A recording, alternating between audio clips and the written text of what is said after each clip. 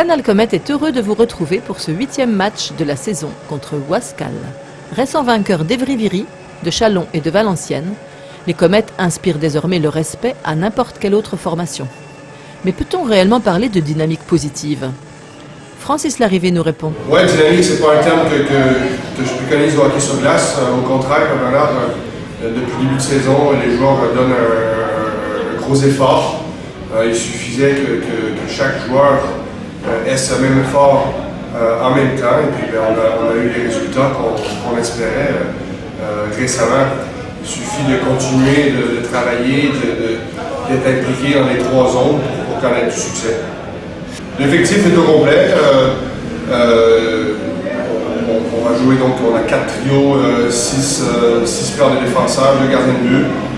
Il faut dire qu'on a un peu de chance depuis le début de saison de ne pas avoir l'infirmerie pleine pour chaque match.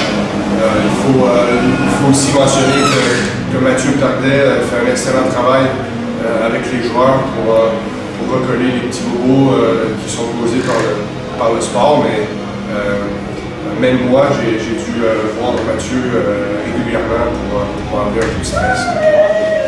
L'équipe est au complet. L'adversaire d'aujourd'hui, on le connaît bien. Oui, Wascal, on les connaît. C'est une équipe qui est homogène, pas beaucoup de changements, qui sont affiliés avec le club d'Amiens. Ils ont des jeunes joueurs qui jouent avec eux en licence bleue. Une équipe qui est assez disciplinée, une équipe honnête dans le travail. Donc il va falloir qu'on soit très sérieux pour connaître du succès. Les Comètes nous ont habitués à être sérieux ces temps-ci, ça devrait donc bien se passer. Merci Francis pour cette interview. Bon match. Merci. Comète contre Lyon de Wascal, c'est maintenant.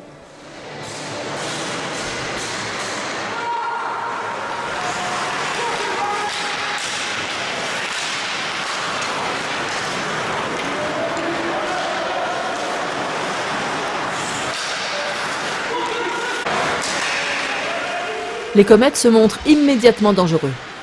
Jérémy Pigeot subtilise un palais mal contrôlé par Marc-André Martel.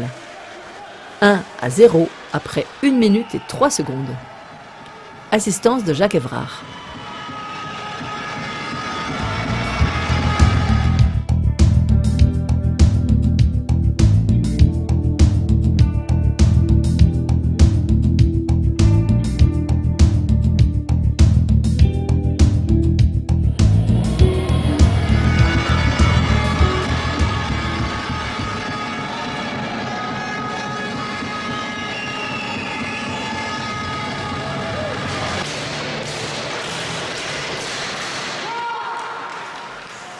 « 38 secondes plus tard, le trio Millet-Neza-Jean-Jean prend la défense des nordistes en défaut.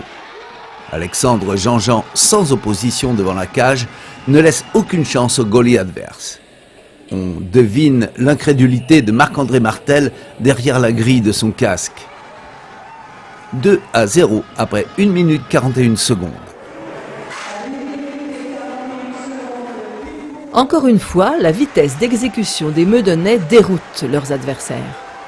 Le nordiste Benjamin Turpin écope de 2 minutes pour cinglage. En supériorité numérique, l'impeccable transversal de Benjamin Brault trouve la crosse de Jérémy Pigeot qui double la mise. 3-0 après 7 minutes 53 secondes.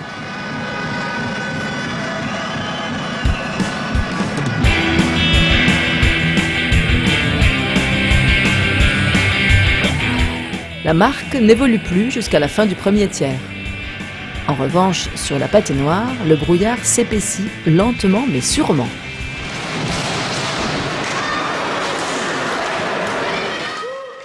Deuxième tiers. Les Lions ont dû entendre le fouet claquer à leurs oreilles car leurs répliques sont plus construites. Mais ce n'est pas décisif.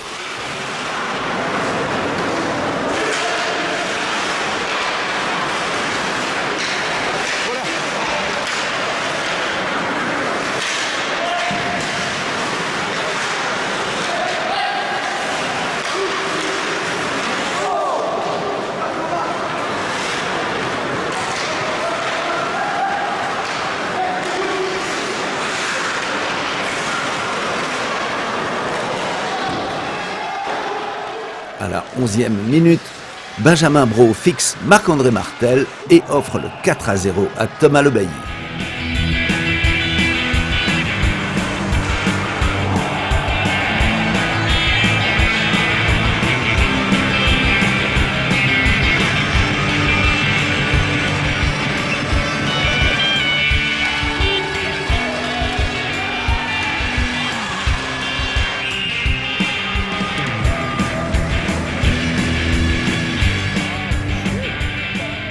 Quand un résultat semble acquis, on observe parfois un certain relâchement de la vigilance. Ainsi, Gaëtan Melin se voit pénalisé d'un fer trébuché. Très en jambes, Bastien Bruch profite de la supériorité pour passer les Comètes en revue et inscrire le premier but nordiste, coast to coast. 4-1. Belle action personnelle du numéro 22 des Lions.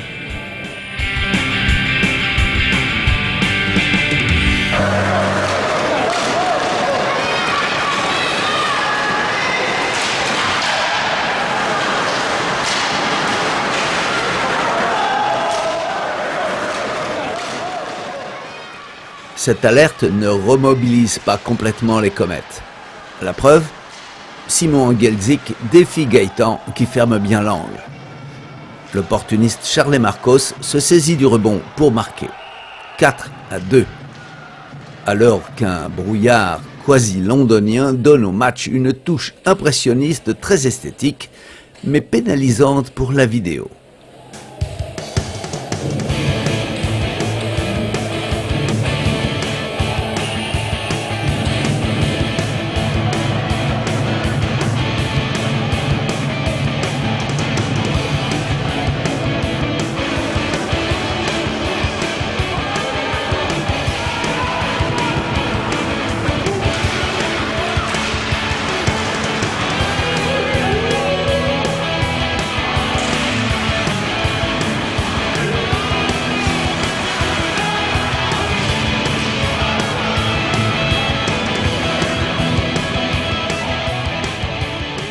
Un double break n'a jamais mis aucune équipe à l'abri d'un rapide comeback.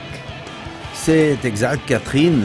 Dimitri Juan prend le palais et score un très beau but personnel. 5-2. Les Comètes sont définitivement à l'abri d'une mauvaise surprise, puisqu'aucun but ne sera marqué dans le troisième tiers.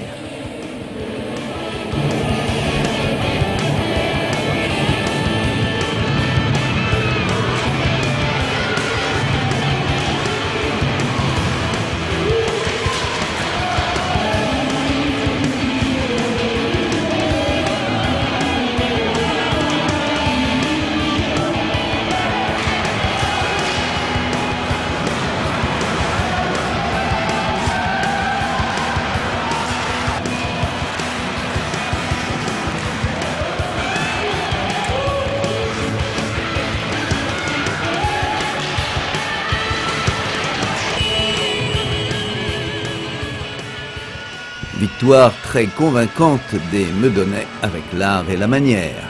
C'est bien cela, l'art et la manière. Une fois de plus, les Comètes se sont montrés sous leur meilleur jour, face à des Lions pris de vitesse. Au classement, Meudon passe 4e et recolle à Amneville avec 12 points, mais avec un match de plus.